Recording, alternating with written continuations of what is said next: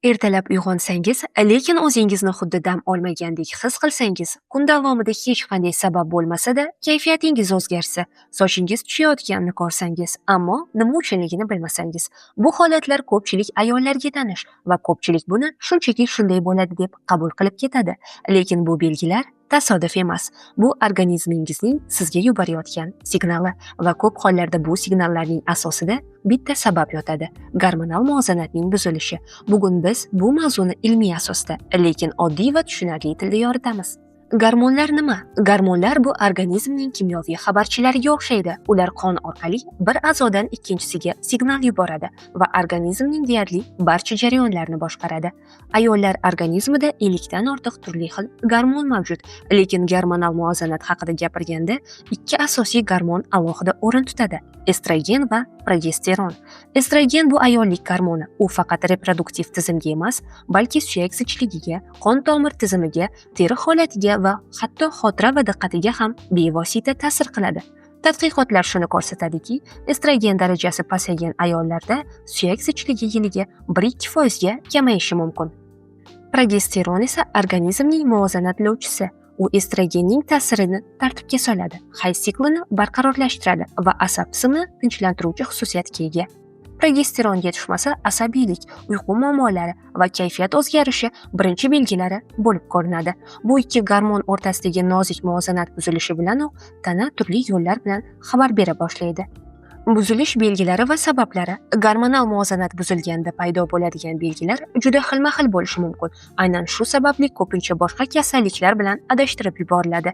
Eng keng tarqalgan belgilari quyidagilar: hayz siklining tartibsizlanishi yoki to'xtovsiz og'riq, doimiy charchoq, to'liq uxlagandan keyin ham o'tmaydigan holsizlik, uyqu muammolari, uxlab qolish qiyinligi yoki tez-tez uyg'onish, asabiylik, xavotir yoki o'zgaruvchan kayfiyat, soch to'kilishi va teri muammolari, akne yoki quruqlik va vazn o'zgarishi, ayniqsa qorin sohasida yog' to'planishi. Xo'sh, bu muvozanat nima sababdan buziladi? Sabablar ko'p. Surunkali stress bu eng asosiy omillardan biri.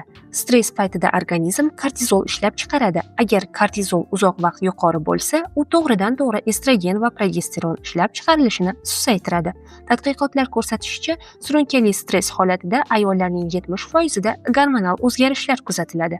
Bundan tashqari noto'g'ri ovqatlanish, yetarli uyqusizlik, jismoniy faollikning kamligi va yosh bilan bog'liq tabiiy o'zgarishlar ham asosiy sabablar hisoblanadi. Yoshga qarab o'zgarishlar. Ayollar gormonal tizimi hayot davomida bir necha muhim bosqichdan o'tadi. 20-30 yosh gormonlar odatda eng barqaror ishlaydi, lekin bu davrda noto'g'ri ovqatlanish, stress va uyqusizlik allaqachon gormonal tizimga salbiy ta'sir ko'rsatishi mumkin. 30 yoshdan keyin progesteron darajasi asta-sekin pasaya boshlaydi.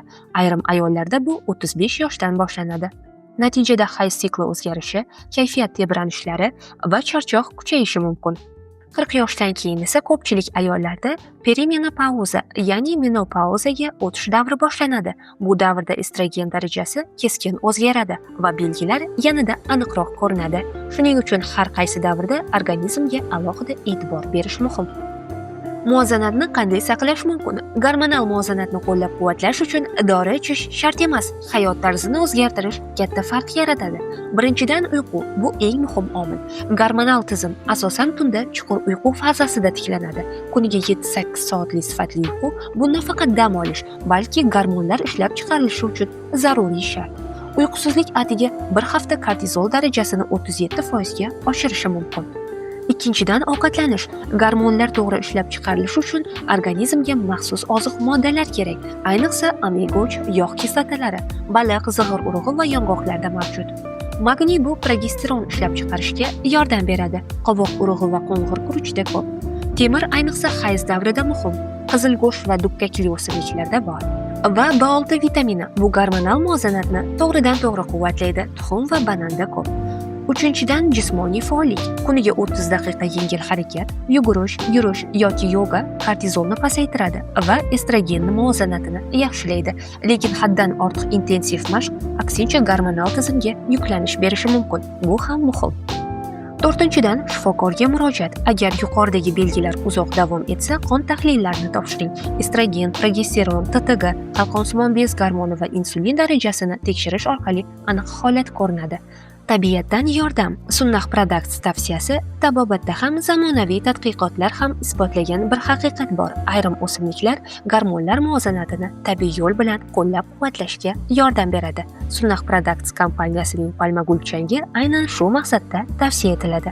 Uning tarkibida vitaminlar, minerallar va insonnikiga o'xshash gormonlar mavjud. U tuxumdonlar faoliyatini mustahkamlaydi, hayz siklini normallashtiradi va menopauza davrida noqulay holatlarni, bosh og'riq, kayfiyat o'zgarishi, issiq ko'tarilishlarini yengillashtiradi. Bu dori emas, tabiatning organizmga berayotgan yordami. Qo'llashdan oldin mutaxassis bilan maslahatlashish tavsiya etiladi. Gormonlar bu murakkab tizim, lekin ularni tushunish, ularga e'tibor berish bu siz o'zingizga bera oladigan eng katta sovg'a. Uyqu, ovqatlanish, stress boshqaruv va vaqtida shifokorga borish bu 4 qadam gormonal muvozanatni saqlashda hal qiluvchi rol o'ynaydi. Organizmingiz signal berayotgan bo'lsa, uni eshiting, chunki salomatlik bu o'zingizni tushunishdan boshlanadi.